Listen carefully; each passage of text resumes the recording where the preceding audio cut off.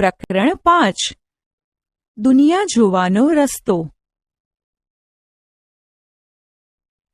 ગપ્પુની હવાઈ સફર.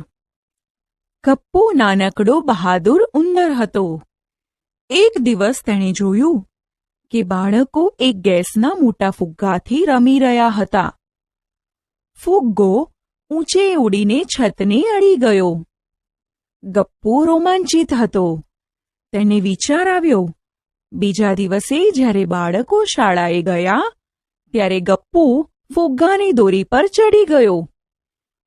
તે પંખાના પાંખિયાને ઉપરથી જોઈ શકતો હતો. અરે, આ પાંખિયા પર તો ઘણી ધૂળ છે. નીચેથી તો તે કેટલા ચોખ્ખા દેખાય છે.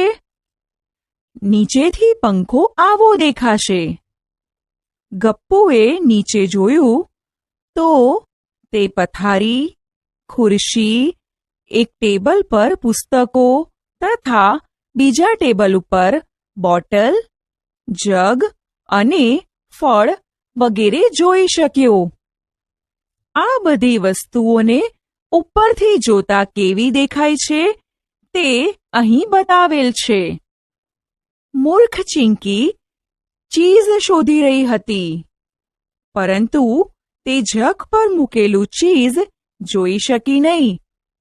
પણ ગપ્પુ તે જોઈ શકે છે. આવું કેમ? કારણ કે જગ એ ટેબલ પર મૂકેલો છે, જ્યારે ચિંકી નીચે છે, જ્યારે ગપ્પુ ઉપર છે. તેથી ગપ્પુને ચીઝ દેખાય છે, જ્યારે ચિંકીને ચીઝ દેખાતું નથી. બરાબર ત્યારે જ જોરથી પવન આવ્યો, જેથી ફુગ્ગો રૂમની બહાર ધકેલાયો. ફુગ્ગો ઊંચે ઉડ્યો અને ગપ્પુ ફુગ્ગા સાથે આકાશમાં જવા લાગ્યો. તેણે નીચે જોયું તો તે પોતાનું ઘર જોઈ શકતો હતો. હવે વધારે ઉપર પહોંચતા તે પોતાના ઘરની આજુબાજુ બગીચો, ગુરુદ્વારા, રેલવે લાઇન, મીઠાઈની દુકાન અને સુહાસિનીના ઘરની છત પર પાણીની ટાંકી જોઈ શકતો હતો.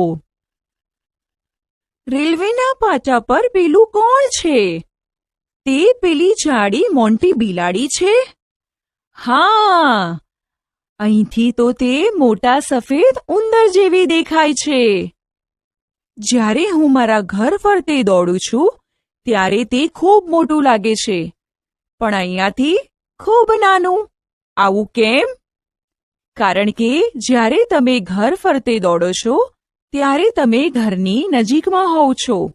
તેથી તમને ઘરની બધી જ વસ્તુઓ મોટી દેખાય છે. પણ જ્યારે તમે આ જ વસ્તુઓ દૂરથી એટલે કે ઉપરથી જુઓ છો ત્યારે તે ઘણી નાની દેખાય છે.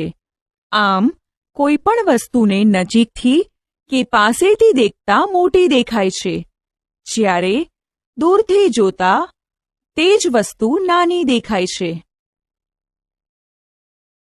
મહાવરો.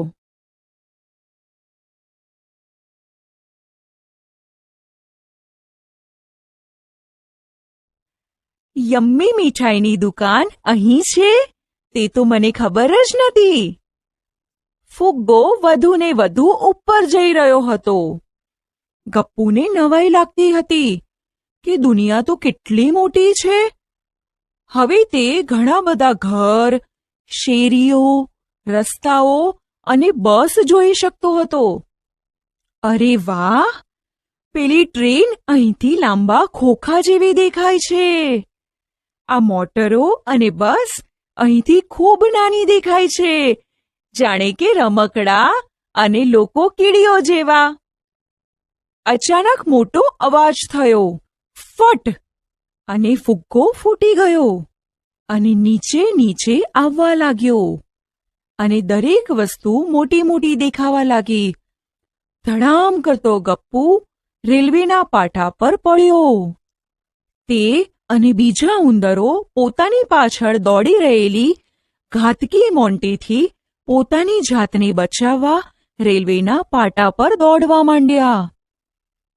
જ્યારે ગપ્પુએ ઉપરથી રેલવેના પાટાને જોયા હતા ત્યારે તે આવા દેખાતા હતા, પણ જ્યારે તે પાટા પર પડ્યો ત્યારે રેલવેના પાટા આવા દેખાતા હતા.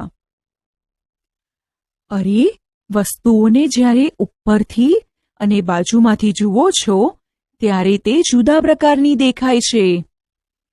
અહીં દર્શાવેલ રેલવેના પાટા પર જુઓ. તમે જ્યાં ઊભા છો ત્યાં કેવા લાગે છે? પહોળા, બરાબર ને? પણ એ જ પાટાને દૂર સુધી જુઓ તો કેવા લાગે છે? જેમ જેમ દૂર નજર પડતી જાય છે તેમ તેમ થોડા થોડા નાના અને સાંકડા એટલે કે ટૂંકા થતા જાય છે. આવું કેમ થાય છે ખબર છે? આપણે આગળ જોયું તેમ તમારી આજુબાજુની વસ્તુ મોટી લાગે છે, પણ એ જ વસ્તુને તમે દૂરથી જુઓ તો નાની દેખાય છે. બસ અહીં પણ આવું છે. સીધી રેખામાં રાખેલી વસ્તુ જાણે દૂર સુધી જોતા નાની થાય છે અને એ બે સીધી રેખા દૂરથી જોતા નાની થતી અને એકબીજાની નજીક આવતી હોય તેવો ભાસ થાય છે. પણ એ ફક્ત એટલા માટે કે આપણે તેને ઘણા દૂરથી જોઈએ છીએ. મહાવરો.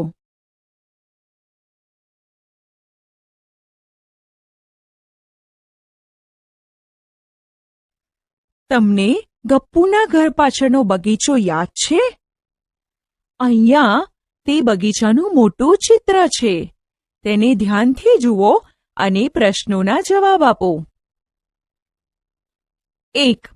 મીઠાઈના દુકાનની નજીકના દરવાજા પર નિશાની કરો. જવાબ: મીઠાઈના દુકાનની નજીકમાં દરવાજો એ છે. 2. જો તમે બી દરવાજાથી પ્રવેશો તો લીલો બાકડો તમારી કઈ તરફ હશે? જવાબ: જો આપણે બી દરવાજાથી પ્રવેશીએ તો આપણી ડાબી બાજુ લીલો બાકડો હશે. 3. જ્યારે સુહાસિની બગીચામાં પ્રવેશી ત્યારે ફૂલનો ક્યારો તેની જમણી તરફ હતો, તો તે કયા દરવાજાથી પ્રવેશી હશે? જવાબ: સુહાસિની દરવાજા ડીથી પ્રવેશ કરે તો તેની જમણી બાજુ ફૂલનો ક્યારો હોય.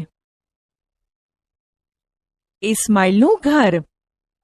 ઇસ્માઇલે શ્રીજાતાને ફોન પર તેના ઘરથી પોતાના ઘરનો રસ્તો બતાવ્યો. રસ્તાનો નકશો અહીં આપ્યો છે. ઇસ્માઇલે શ્રીજાતાને આ મુજબ કહ્યું: તારા ઘરેથી દૂધ કેન્દ્ર પર પહોંચી જા અને પછી ડાબી બાજુ વળાંક લે. બીજા 4 રસ્તેથી જમણી તરફ વળીને પુલ પરથી ચાલ. ત્યારબાદ સીધી ચાલ અને પછી પહેલા જમણી બાજુ વળીને 100 મીટર આવ્યા પછી તને બગીચો દેખાશે. બગીચો પૂર્ણ કર્યા પછી બાજુનો જે રસ્તો આવશે તે બાજુના રસ્તા પર મારું ઘર પહેલું જ છે. 1. ઇસ્માઇલ ક્યાંય ખોટું બોલ્યો છે? તમે ભૂલ સુધારશો? જવાબ: હા. શ્રીજાતાએ પુલ પૂરો થાય પછી સીધા ચાલ્યા બાદ જમણી બાજુની જગ્યાએ ડાબી બાજુ વળવું જોઈએ. 2.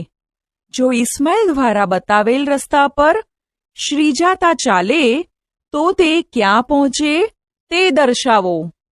જવાબ: ઇસ્માઇલ દ્વારા બતાવેલ રસ્તા પર શ્રીજાતા ચાલે તો તે ઇસ્માઇલના ઘરથી વિરુદ્ધ દિશામાં પહોંચી જાય. 3.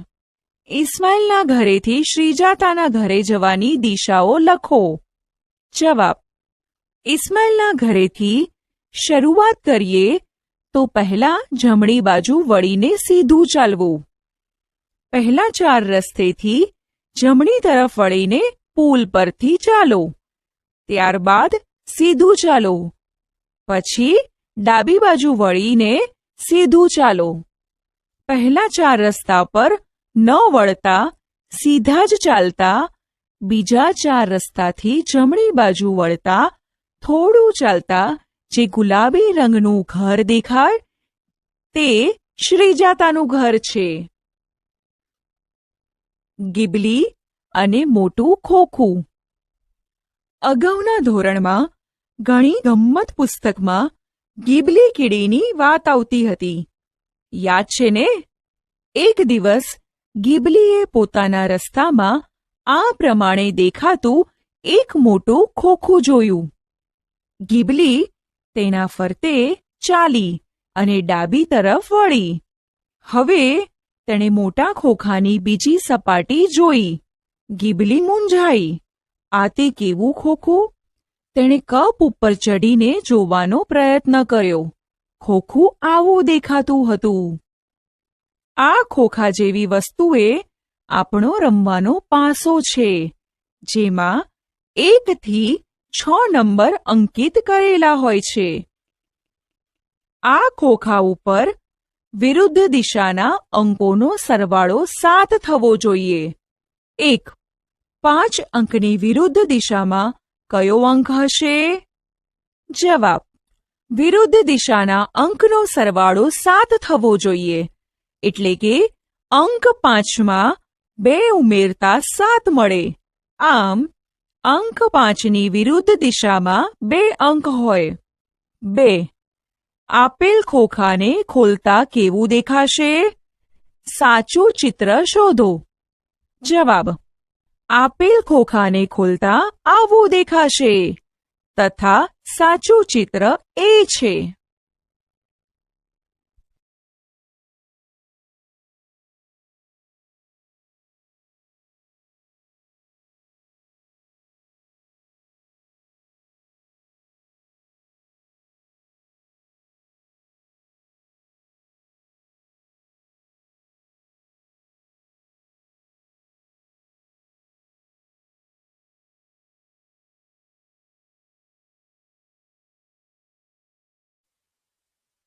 આપણે શું શીખ્યા? ઉપરથી જોતા નીચેની વસ્તુઓ નાની દેખાય છે. દૂરથી કે નજીકથી જોતા કોઈ પણ વસ્તુ કેવી દેખાય છે?